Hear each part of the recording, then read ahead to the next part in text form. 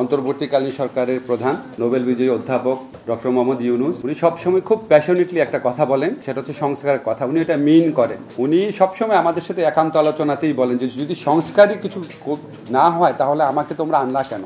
উনি যখন এই কথাটা বলে আমরা বুঝতে পারি উনি কতটা মিন করেন জিনিসটা। ফরচুনেটলি আমরা আইন ও বিচার ও সংসদ বিষয়ক মন্ত্রণালয়ের পক্ষ থেকে আমরা সংস্কারের লক্ষ্যে ইতিমধ্যে অনেকগুলো কর্মসূচি নিতে পেরেছি। আমি আপনাদেরকে বলি, আমাদের মন্ত্রণালয়ের পক্ষ থেকে আমরা 3টা টার্গেট করেছি সংস্কার কার্যক্রমের ব্যাপারে। একটা হচ্ছে দ্রুত এবং স্বল্পতম সময়ে অল্প খরচে মামলার নিষ্পত্তি করা। এই লক্ষ্যে আমরা গুরুত্বপূর্ণ একটা পরিবর্তন অলরেডি করেছি। সেটা হচ্ছে আমরা বাংলাদেশে এটা আগে হয় নাই কখনো এত বড় পরিবর্তন, সেটা হচ্ছে আমরা সিভিল প্রসিডিওর কোডের পরিবর্তন করেছি। আপনারা জানেন, আমাকে অনেক আইনজীবীরা ধন্যবাদ জানিয়েছেন যে আমরা কতগুলা পদক্ষেপ সেখানে নিয়েছি। আপনারা তো জানেন সেই বিধানগুলো আর কি। সেকেন্ড হচ্ছে আমরা ফৌজদারি কার্যবিধির অ্যামেন্ডমেন্টের কাজ দ্রুত এগিয়ে নিচ্ছি। আশা করি আমরা আগামী 1 মাসের মধ্যে এটা আমরা আইন আকারে পাশ করতে পারবো। এটা নিয়ে আমরা একটা কনসালটেশন করেছি, আর একটা কনসালটেশন অতি দ্রুত করব। তো প্রথম লক্ষ্য ছিল দ্রুত এবং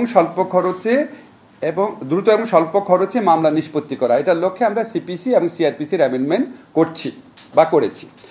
সেকেন্ড যে লক্ষ্য সেটা হচ্ছে ন্যায় বিচার নিশ্চিত করা। এটা খুব কঠিন কাজ। ন্যায় বিচার নিশ্চিত করার জন্য আমরা ডিজিটালাইজেশনের কথা চিন্তা করছি। আমরা হাই কোয়ালিটি ট্রেনিং, আমাদের যে জাজদের যে ট্রেনিং কারিকুলাম আছে সেটার কোয়ালিটি ইমপ্রুভ করার কথা চিন্তা করছি।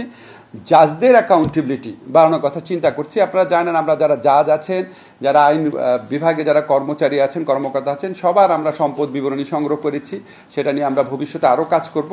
এছাড়া আমরা আইনজীবীদের সাথে সহযোগিতায়, ওনারা অনেক সহযোগিতা করছেন আমাদের, ওনাদের সাথে সহযোগিতা করে আমরা দ্রুত ন্যায় বিচার নিশ্চিত করার যে আমাদের সেকেন্ড লক্ষ্য সেটা পূরণ করার চেষ্টা করছি। আমাদের যে থার্ড লক্ষ্য সেটা হচ্ছে মামলার অভিশাপ থেকে মানুষকে মুক্তি দেওয়া।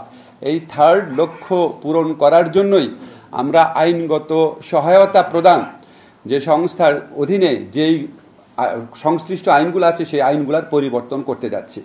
আজকে সেই আইনগত পরিবর্তনের মাধ্যমে সরকারিভাবে আইনগত সহায়তা, আইনগত সেবা দেওয়ার প্রক্রিয়া আমরা আরও অনেক দক্ষ, কার্যকরী, দ্রুত করার লক্ষ্যে কিছু পদক্ষেপের কথা চিন্তা করছি। সেগুলি প্রেজেন্ট করা হয়েছে। এখানে আমাদের যারা আইনগত বেসরকারি পর্যায়ে যারা আইনগত সহায়তা প্রদান করে থাকেন, আমাদের যারা সিনিয়র আইনজীবীরা আছেন, আমাদের যারা লিগ্যাল এইড কর্মকর্তারা আছেন, ওনারা সবাই ইনপুট দিয়েছেন। সবার কাছে আমি অশেষ কৃতজ্ঞতা জানাচ্ছি। আজকে ছুটির দিনে আপনারা সবাই আমাদের আহ্বানে আসছেন।